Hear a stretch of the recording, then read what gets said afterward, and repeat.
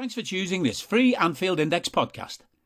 If you'd prefer to listen to this or any of our other shows without adverts, then now's the time to check out Anfield Index Pro. With AI Pro, you can supercharge your entire listening experience. You'll not only get all of our podcasts without the ads, but you'll have them far faster with our quick publish feature available exclusively for subscribers. AI Pro also puts you in the heart of our sound studio, with an option to listen to many of our shows live and interact with the podcasters in real time as the shows are recording. Upgrading couldn't be easier. AI Pro is available on all popular podcast platforms, and we have our own apps for Apple and Android. Just head on over to AnfieldIndexPro.com and get started today. Hello and welcome to the Daily Red, your lunchtime catch-up on all things Liverpool FC on a Friday before Liverpool take on Tottenham Hotspur in the Premier League at the Tottenham Stadium on Sunday. Now, we have a scouted up for Tottenham and there is a rival recon for Tottenham. So there's no point in me really going over too much other than to point out the injury situation as we know it to be right now. So for Tottenham, no Heung-min Son, no Kulusevski, no Christian Romero, and no Richarlison. There's a possibility Kulusevski makes the bench, but I wouldn't imagine much more than that. The other three are definitely out. They're huge blows, especially Cuti Romero and Heung-min Son. Son, for me, is the best player at Spurs. I know he's not having a great season, but I think he's the best player they have. And Romero, after Van Dijk, I'm not sure there's a better centre-back in the league than Romero. I think he's that good. So, with them missing both of those two, that's a huge advantage for us. Now, we have our own injury problems, obviously. No Luis Diaz.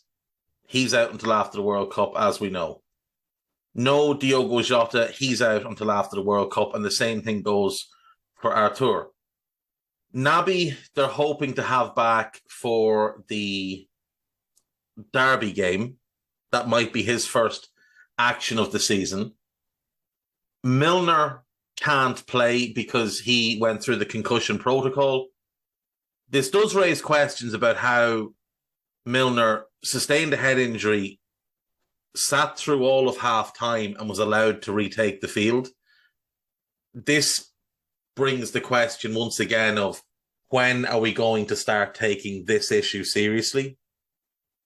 Footballers cannot be allowed to look after their own welfare because they all want to play, especially older heads like Milner, always want to play. The Premier League, the FA, UEFA and FIFA all need, along with the governing bodies of every other league, to get together and come to some sort of arrangement on how we're going to deal with this issue. And I've said before, my solution to it will be to have an independent doctor at every game. And I know there's cost involved in that, but we're talking about player safety here. And there's more than enough money floating around in the football sphere to cover this. More than enough. An independent doctor only there for head injuries who assesses the player. You can make a temporary concussion substitute while the player's being assessed. And the doctor, and only the doctor, makes the decision on whether or not that player is allowed to carry on. Not his manager, not his club's medical staff, and certainly not the player himself. The doctor is the only person who should make that decision. And if the player can't continue, then the concussion substitution that was made just becomes a permanent change, but doesn't affect your 5 substitutions.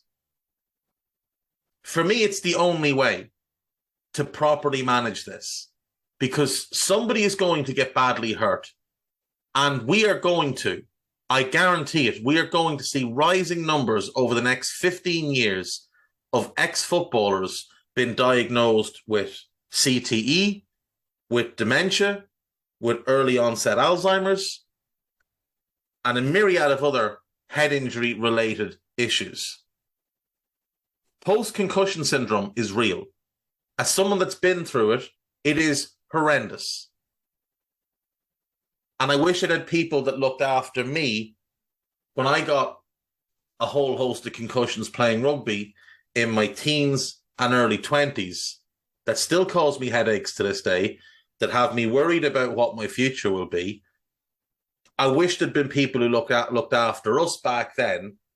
Now there's an opportunity in a much richer sport for these players to be looked after.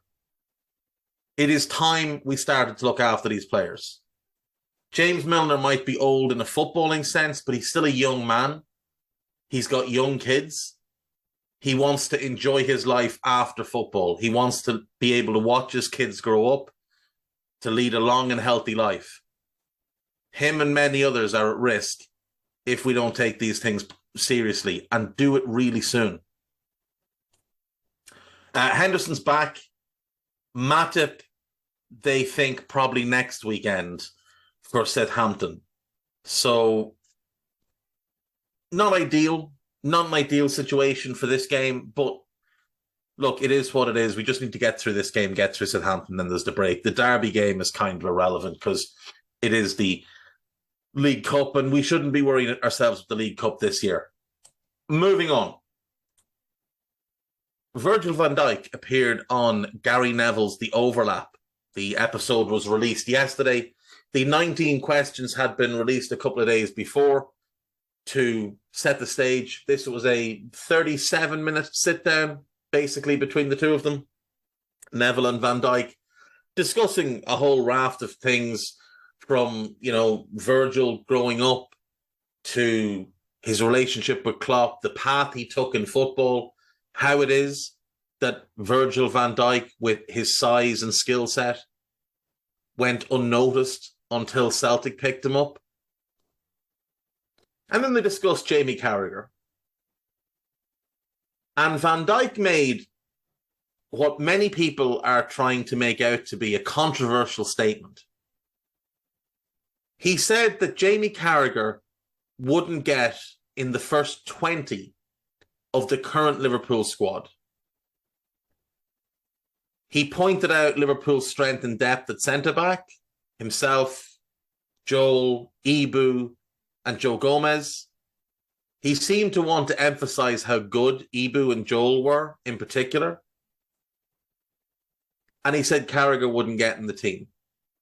So this has led to a lot of people to say, oh, well, Carragher was a much better defender than Joe Gomez. Well, yes and no. As a defender, no question. Carragher was a better defender. Carragher read the game at a very high level, very tough, very diligent, good anticipation, good positional sense, strong in the challenge. But think about what a Jurgen Klopp centre-back is. They're big and they're quick, and Carragher's neither. Carragher's 5'11", 6 foot, and once got out-sprinted by Stefan Oncho, who might be the slowest player I've ever seen in my life. Carragher would not play centre-back for this Liverpool team. He would get eaten alive in the high line. He's not big enough. He's not quick enough. Not for Klopp. Klopp would never have bought Joe Gomez. Joe Gomez is too small for a Jurgen Klopp centre-back. Jurgen Klopp centre-backs have a type. Neven Subotic, Mats Hummels, Virgil van Dijk, Joel Matip, Ibu Konate. They're big and they're quick. But that's not to say that Carragher couldn't have played for this Liverpool team. Think about Carragher's attributes. Like I said, read the game at a very high level. Great positional sense. Strong and clever in the challenge. Dogged, determined, a grafter. Someone who played above his natural skill level. That's the type of player Jurgen Klopp likes. He likes grafters. He likes guys who go that extra mile. It's one of the reasons that Jordan Henderson and James Milner have had careers is because they've worked incredibly hard to overcome the technical limitations to their game. They've played way above their talent. If they'd played to the level of their talent, they'd have had careers in mid-table. But Carragher was a better defensive player than either of them. And Carragher had more tangible skills than either of them. He was also a better leader than either of them, regardless of what fluff and bluster people want to put forward in their defence. Carragher's game is quite similar to Fabinho's game. Now, he's not Fabinho on the ball, but off the ball, Fabinho's not the quickest, he's not the most mobile, but he reads the game really well. He's got a great sense of position, a great awareness of space. He's dogged. He times his tackles really well. Carragher would have been a 6. Now, maybe not a starting 6. In fact, definitely not a starting 6 because of Fabinho. But he would have been a decent backup. There's an idea that Carragher was bad on the ball. That's just not true. He wasn't Beckenbauer on the ball. He wasn't Baresi on the ball. But Carragher was a decent ball-playing centre-back because he picked the right option. Other than that little hop, skip, and lofted long ball that used to wreck everybody's head, Carragher was decent on the ball. He was a good passer. He took the right decision. He was happy to fire the ball into midfielders' feet. Carragher would have been a backup 6 under Jurgen Klopp. Carragher broke into the Liverpool team as a holding midfielder. So while Virgil is correct to say Carragher wouldn't get close to this team as a centre-back because he's not big enough, he's not quick enough, he would get in the matchday 20. He would get in as the backup 6 without a shadow of a doubt. His tangible abilities would get him there. His intangibles would keep him there because they're the type of thing that Klopp rates and values very highly in the group. Now, Carragher fired back a little bit on this by posting a graphic of the most clean sheets for Liverpool, first 200 appearances for the club. And number 1 is Pepe Reina, who was obviously Carragher's goalkeeper. Number 4 on the list is Alisson. 12 clean sheets between them. Now, let's look at the first season where Pepe and Alisson were at Liverpool. So 05-06 versus 18-19. League games. Liverpool conceded 25 goals, but only scored 57 goals because Liverpool were primarily a defensive team under Rafa Benitez.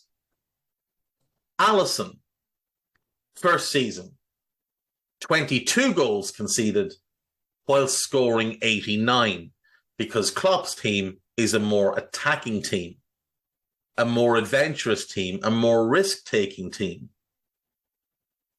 than Rafa's team. Let's have a look at the second season that both spent at the club.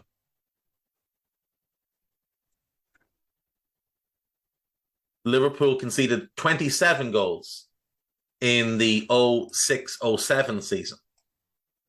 But again, they only scored 57 goals. In Alisson's second season, they conceded 33 goals, but scored 85. And if we remember, at the end of that season, when the title was already wrapped up, Liverpool conceded a raft of goals. When football came back, Liverpool's defensive record was outstanding. But in the last 9 games that we had after the lockdowns were lifted, 4, 6, 7, 8, 12. Liverpool conceded 12 goals in the last 9 games, well above their average to that point. Are you that person who has everything? The coolest merch and those must-have fan threads? Well, over at our Anfield Index shop, we've gone that extra mile when it comes to pimping up your Liverpool collection. From our popular range of bespoke design t-shirts, sweaters, hoodies and hats, to our signature edition mugs, prints and coasters, all provided with fast worldwide shipping. We have something for every red. We also stock official LFC merchandise and are licensed with the Premier League and UEFA to sell official iron-on shirt badges and sleeve patches. As a listener to this podcast, you can get 10% off everything with coupon code AIPRO10. Just head over to AnfieldIndex.shop or find us on Etsy by searching for Anfield Index. So, despite playing in a superior attacking team, Alisson's goals against record is every bit as good as Reina's, if not better. Clean sheets are an odd metric because if you remember, the season where Liverpool almost won the league under Brendan Rodgers, defensively, they were a bit of a train wreck. That season, Liverpool conceded 50 goals in the league. But Reina kept Mignolet, 6, 7, 8, 9, 10 clean sheets in the league. Is that 12 clean sheets? Hang on, let me count that again. 1, 2, 3, 4, 5, 6, 7, 8, 9, 10. It is 10 clean sheets in that season, but conceded 50 goals, which means he conceded 50 goals in 28 games, which is less than ideal and might give you some explanation as to how we didn't win the league that season. City, by comparison, scored 1 goal more than us, 102 versus 101, but conceded 13 less. That's why they won the league that year. Clean sheets aren't the best metric to use. Goals conceded are. And in the first season that both players were at the club, Ali conceded less goals than Pepe. Ali also finished second in the league and won a European Cup. Pepe finished third in the league and did not win a European Cup. Knocked out of said European Cup by Chelsea.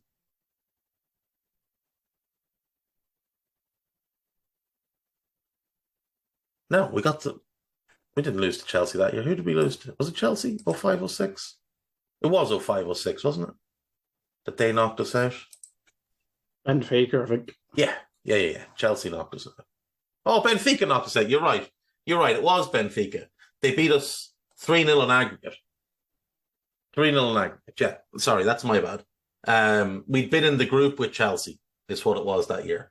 Because we got Chelsea every year in the European Cup for, 3 or 4 years in a row? So Ali conceded less goals in a more attacking team, a more high-risk team, and, had a lot more success. Anyway, moving on. Main Liverpool websites today. There is a piece on This Is Anfield about Conrad Lamer. Look, Conrad Lamer is a good player, but he's not someone that we should be looking at as a starter. As a utility squad player, brilliant. Milner replacement? Absolutely. Absolutely. But not as a starter. There's a piece about Jurgen getting the freedom of Liverpool that I mentioned yesterday. There's a video going around of him singing You'll Never Walk Alone, which is quite fun. There's a piece on the rumoured home kit for next year. Throwback to a classic 90s kit. I wouldn't really call it a classic, to be honest. I didn't really like the Reebok kits, if I have to be honest. Jurgen Klopp explains Liverpool head injury protocol after Milner blow. I hate this subject. Jurgen Klopp dismisses questions on World Cup injuries. Do you know what? credit to Jamie Carragher here, because he's the only pundit who has. He's the only pundit with the testicular fortitude to come out and criticise both the timing of the World Cup and the treatment of players. We're seeing more and more players now getting ruled out through injury. Timo Werner, the latest to be ruled out with an ankle injury. That is a crushing blow for him. And I think it really needs to be talked a bit more. And Carragher, and to be fair, Thierry Henry on CBS, they have both expressed their frustrations about it. Now, I don't know if CBS have the rights to show World Cup games this year. American viewers or listeners will know. But for me, it's good to see pundits actually having a pop at this. There's plenty of journalists who are showing the same type of bravery.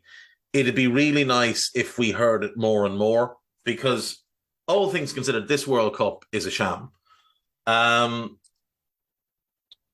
Jurgen Klopp acknowledges Fabinho's struggle after a clear sign of revival.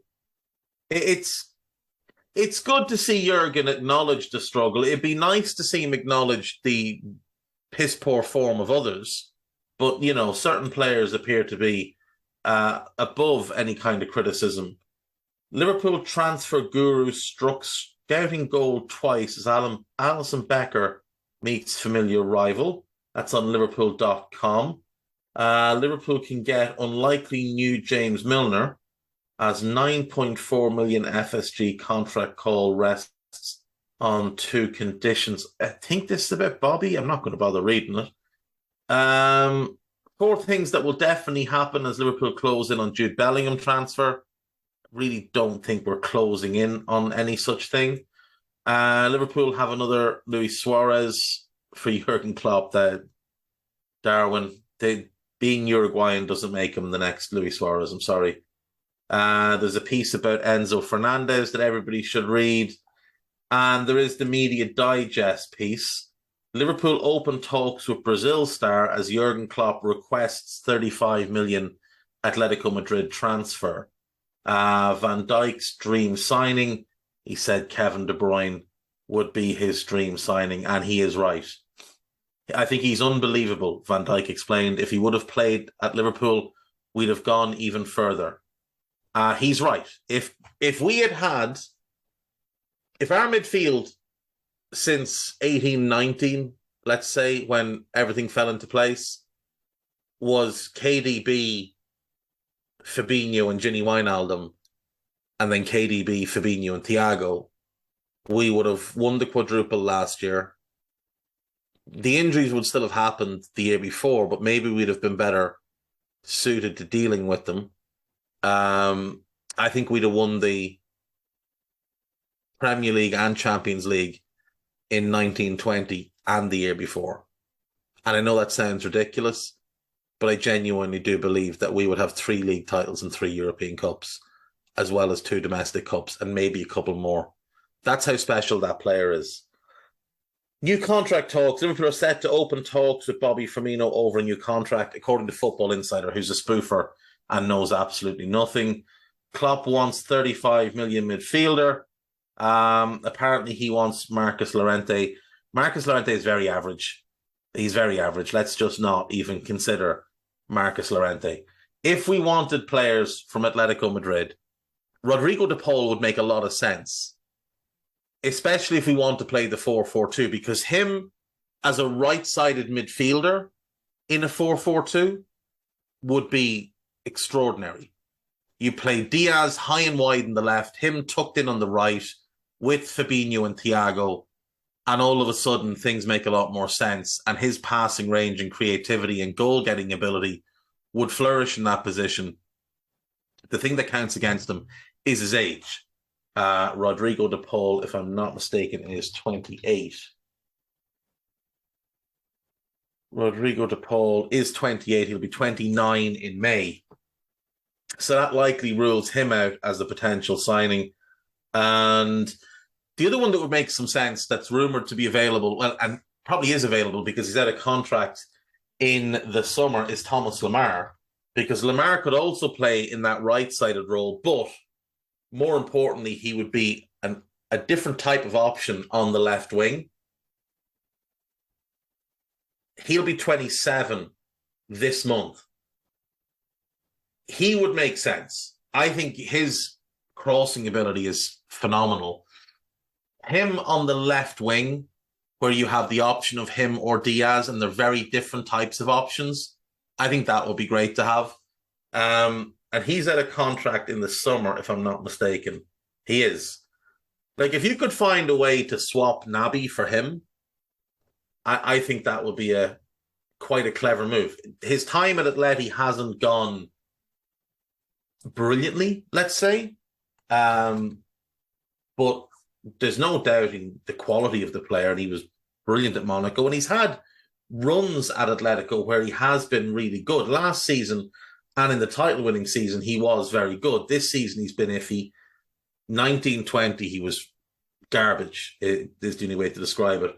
But his first season was all right. He didn't get the goals that he was expected to get, but the goals only really happened in one season. It was the Monaco title-winning season. Other than that, he's more a playmaker than a goal-getter, and his crossing ability is right up there with the very, very best. And with Darwin Núñez now up front, we have a real target. He also takes some of the best set pieces in Europe when it comes to delivery, not shooting, but delivery. And I think he could make a lot of sense. He's also super versatile. He's played everywhere in his career. Left back, midfield, attacking midfield. He's played off a striker. He's played right wing, right side midfield. He played as a holding midfielder early in his career a couple of times. Didn't go great from memory when he was at Cannes, but I think they lost 4-0 or 5-1 in the game that he played holding midfield. But I remember watching it and thinking, the guy can play, just can't play that position. Yeah, Rodrigo de Paul and Thomas Lemar. There's nobody else at Atleti that would really interest me all that much. I know people will say João Felix, but the issue with João Felix is he doesn't really fit into either the 4-3-3 or the 4-4-2 unless you stick Mo wide on the right, and that is a waste of what Salah offers. And as Salah ages, you want to get him more centrally and play him with Darwin in a 2. So there's no real spot for João. And yeah, you could play a diamond with João in behind them, but then what do you do with Diaz? There's no role for Diaz in a diamond. Unless you say that you're going to have Darwin, Jota as your 9s, and then Salah, Diaz as your sort of 9.5s playing off them. Can you keep them all happy that way? I don't think you can. AnfieldIndex.com then. There is a piece up entitled The Long-Term Fabinho Replacement. This piece is written by Stephen Smith, so do give that a read there. There is a piece called Tier 2 Shopping, The Smart Money, written by David Davis, so give that one a read. There is a piece called Succession, which was put together. This is a long piece, put together by Mo Chatra. I haven't read this yet, but it's an extension of Mo's recent thread that he put together on Twitter. Oh, it is actually just the thread he put together in article form. Okay, so that's clever. That's clever. And the Liverpool crisis, we've been here before. Oh, there's actually another piece here entitled The Firmino Contract, Sense Not Sentiment. That is also by David Davis. And then the Liverpool crisis, we've been here before, is by Ed Koch. I'm sorry, Ed. If someone can let me know, someone can let me know. All I can see in that is Klopp is wearing the Arsene Wenger jacket. Remember when Wenger kind of became a little bit of a meme with the coat that seemed to get longer and longer and longer, and then Wenger seemed to get taller and taller and taller, and then all of a sudden there's this meme going around where he's 11 foot tall wearing just this incredibly long coat. That's what this looks like to me. Podcast-wise, there is a new Molby on the spot. Jan and Trev back together. There is Rival Recon, Harry Setty's podcast, always a good listen. There is a new Euro Incision with Nina and Guy. And the AIP, the Anfield Index podcast, is out tonight. It is Trev and assorted guests. Oh, it is Guy and Lisa. Trev, Guy and Lisa. So there you go. You can listen to that one out tonight. And that's it. That's it from me. Have a great weekend.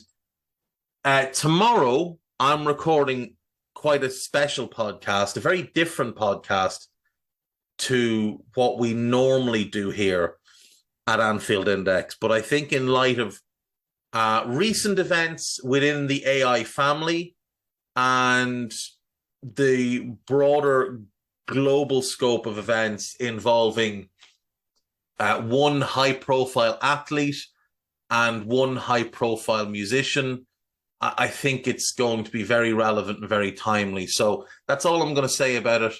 We're recording tomorrow. It will probably come out tomorrow afternoon, maybe tomorrow evening. But I do hope everybody gives it a listen. And we'll see you next time. Bye-bye. We hope you enjoyed listening to this Anfield Index show. Please be sure to subscribe to our channel so future podcasts find their way to your device automatically. There's nothing quite like fan engagement, and we'd love to know what you think of anything discussed on this show. The best way to get in touch is over on our free Discord community, where both podcasters and listeners debate the hottest LFC topics 24/7. Sign up free now at anfieldindex.com/Discord. You won't regret it. You can also follow us on Twitter at Anfield Index and find us on Facebook by searching for Anfield Index. Oh, and before you go, we'd love it if you could leave us a 5-star review on your favourite podcast app. It only takes a couple of seconds, and it means the world to the people who create these free shows.